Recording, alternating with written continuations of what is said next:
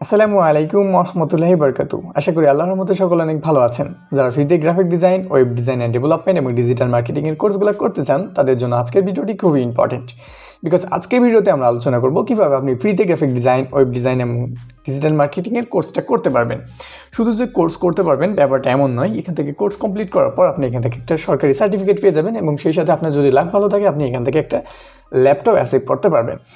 তো আমরা মেইনলি আজকে আলোচনা করব আইসিটি ডিভিশনের আন্ডারে যে লার্নিং অ্যান্ড আর্নিং ডেভেলপমেন্ট প্রকল্পের কোর্সগুলো হয়ে থাকে সেটা নিয়ে। তো আমি লিঙ্কটি ডিসক্রিপশন বক্সে দিয়ে দিব, ওখান থেকে আপনারা সরাসরি ওনাদের ওয়েবসাইটে চলে আসতে পারবেন। ওয়েবসাইটে আসার পরে আপনারা যদি একদম লক্ষ্য করেন, প্রথমে এখানে হোম আছে, হোমে যদি যান, হোমে যাওয়ার পর ওনারা কীভাবে কী করতে হবে সেটার স্টেপ বাই স্টেপ দেওয়া আছে। মানে স্টেপ 1-এ যদি যান রেজিস্ট্রেশন এবং স্টেপ 2 হচ্ছে অনলাইন এক্সামিনেশন।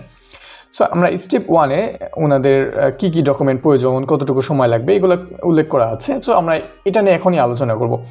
তো কোর্স রেজিস্ট্রেশনে যদি আমরা ক্লিক করার পর প্রথমে দেখতে পারবেন যে আমাদের সামনে একটা ফর্ম চলে এসেছে, যেটাতে আমাদের তথ্যগুলো দিতে হবে। তথ্য দেওয়ার আগে একটা জিনিস বলে রাখি, সেটা হচ্ছে এই তথ্যগুলো খুবই নিখুঁতভাবে দিবেন।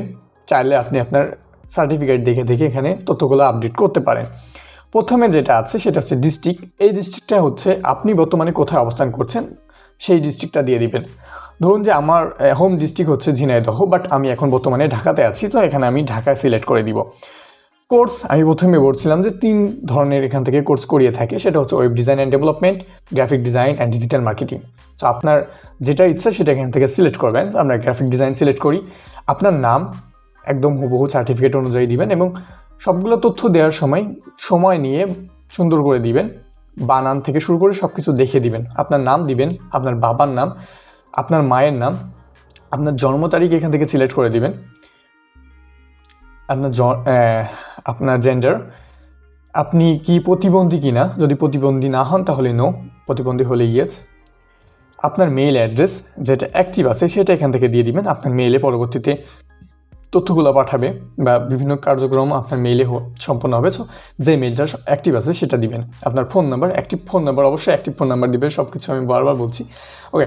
তারপরে আইডেন্টিফিকেশনের মধ্যে 2 টাইপ আছে। আপনি চাইলে আপনার জন্ম নিবন্ধন কার্ড এবং এনআইডি কার্ড যে কোনো একটা ইউজ করতে পারবেন। আপনাদের যদি এনআইডি কার্ড থাকে তাহলে এনআইডি কার্ড সিলেক্ট করবেন, যদি না থাকে তাহলে জন্ম নিবন্ধন কার্ডের অপশনটি সিলেক্ট করবেন। আপনার জন্ম নিবন্ধন কার্ডের নাম্বারটি এখানে দিয়ে দিবেন, আপনার হোম ডিস্ট্রিক্ট দিবেন, আপনার উপজেলা দিবেন, আপনার ভিলেজ যে স্টেট অ্যাড্রেসটা আছে এখানে তুলে দিবেন, আপনার পোস্ট অফিসের নামটা লিখবেন। তারপর হচ্ছে আপনার এডুকেশনাল কোয়ালিফিকেশান, আপনার হায়ার যেটা আছে এখন বর্তমানে যেটাই থাকবে সেটা এখান থেকে সিলেক্ট করে দিবেন।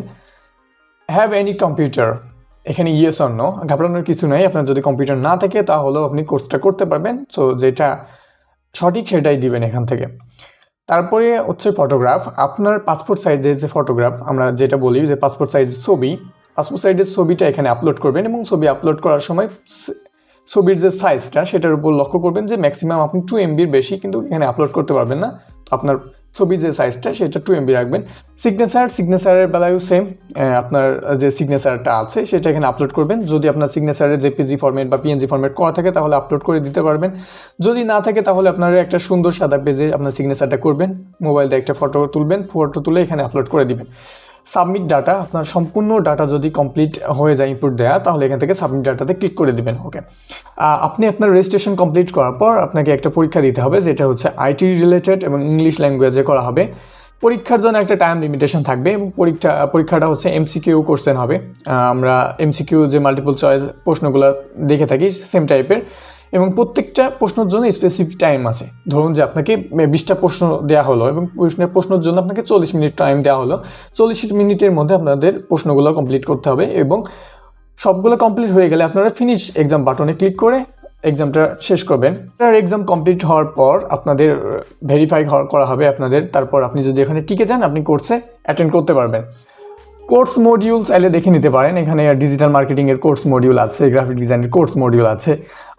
আরেকটা জিনিস বলে রাখি, এই যে কোর্স মডিউল এটা দিয়ে কিন্তু আপনি চাইলে ইউটিউব থেকেও শিখে নিতে পারেন। দ্যাটস মিন আমি একটা ভিডিওতে বলেছিলাম, যারা দেখেননি দেখে নেবেন, যে কোনো গ্রাফিক ডিজাইন যদি নিজে শিখতে চান সেক্ষেত্রে আমি বলছিলাম যে আপনাকে একটা কোর্স মডিউল বানাইতে হবে, মানে খুঁজতে হবে, সেটা দেখে স্পেসিফিকভাবে ইউটিউবে সার্চ করতে হবে, ব্যাপারটা সেম।